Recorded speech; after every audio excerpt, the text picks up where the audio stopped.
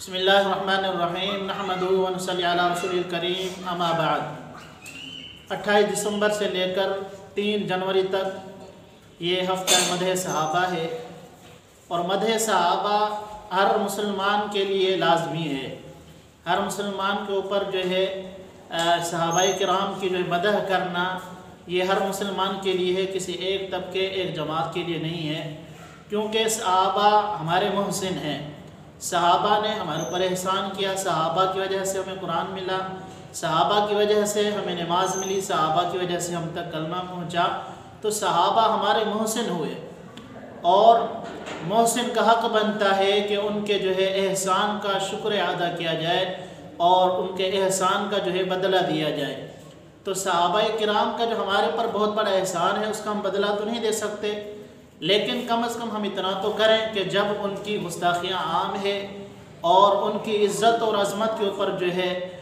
جرح ہو رہی ہے اور ان کی گستاخیاں ہو رہی ہے، ایسے میں ہمارے اوپر لازم بنتا ہے کہ ہم ان کی مدح کو عام کریں۔ صحابہ کی مدح اللہ نے قرآن مجید میں کی ہے،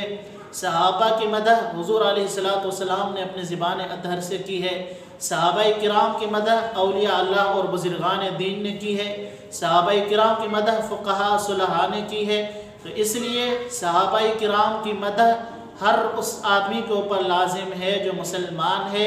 جو کلمہ پڑھتا ہے اور اپنے آپ کو مسلمان کہتا ہے، کیونکہ صحابہ کرام ہر جو ہے کلمہ وہ کا ایمان ہے۔ صحابہ کرام کی مدح ہر آدمی کرے گا